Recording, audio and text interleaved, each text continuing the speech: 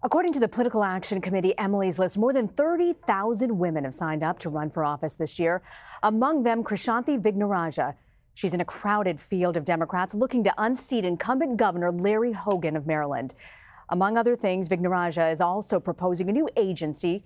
It's focused on stopping sexual harassment and requiring anyone seeking public office, employment, or funding to disclose whether they've committed such acts. Krishanti Vignarajah joins me now. Krishanti, I want to ask you, when you want to take this Me Too conversation to the next level, you want to take action, and you want to start this office specializing in stopping sexual harassment, how would you do that? What would it look like? Sure. I mean, I think that right now what we need to put in place are the safeguards so that we're not having this conversation in 10 or 20 years. And so what I proposed was the first of its kind Office of Sexual Harassment and Violence in order to have a number of different important charges. One is to make sure that we are incentivizing independent audits of government and business workplaces.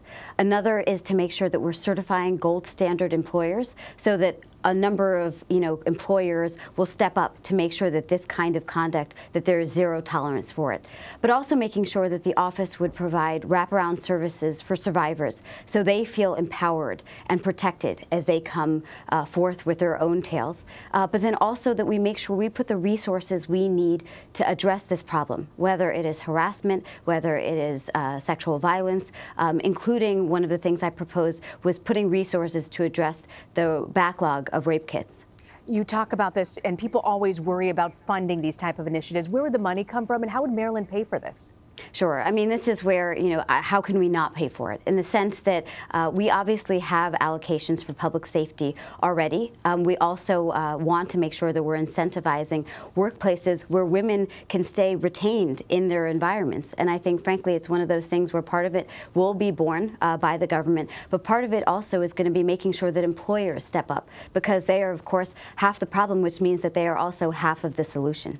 You're, in my understanding, the only woman running in the Maryland governor's race. It's a state where registered Democrats outnumber Republicans 2-1.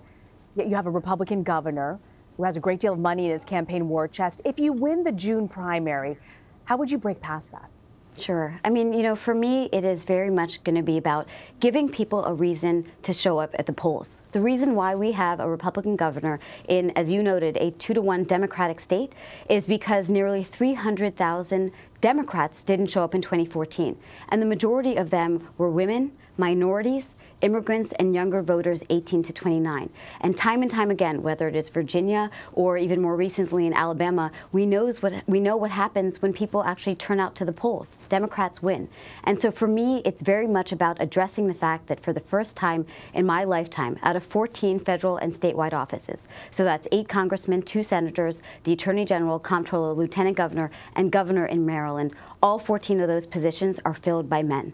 And so as I am running against 6 men as the only female candidate in the field, there is an enthusiasm, frankly, a starvation for women's leadership, particularly in politics, and that's what I'm tapping into. You talked about immigrants. You came to this country as a child, an immigrant. How did that influence your decision to run? Yeah, I mean, I'll tell you that, I realized that my story could have taken place in no other country in the world. We fled a civil war when I was 9 months old. My parents came to America with no jobs, $200 in their pockets, and 2 very young kids in their arms. And in no other place in the world could I have gone from Woodlawn High School, which most people would only know because of the Serial podcast, but in no other place in this world could I have gone from Woodlawn High to the White House, except in America. But what I worry about, and I have a 7-month-old baby, I worry about whether, her and her generation, whether they have the same opportunities as my family did. I worry about, whether if we had fled today instead of in 1980, would we have had a chance to come to Trump's America?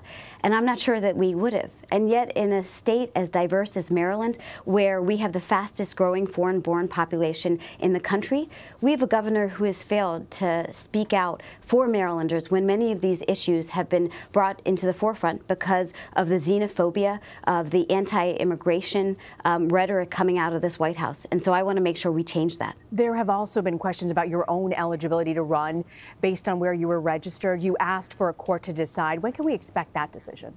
Sure. I mean, I think it will be coming in very short order. We know that the law is on our side, which is why I didn't like the mudslinging that happened immediately after we announced. I realized our candidacy was threatening to many, and so I wanted to put an end to this with an affirmative judgment. And there is no question that I will be on the ballot in June as well as in November. Krishanti Vignarajah, thank you so much for joining us. Thanks so much, Rena, for having me.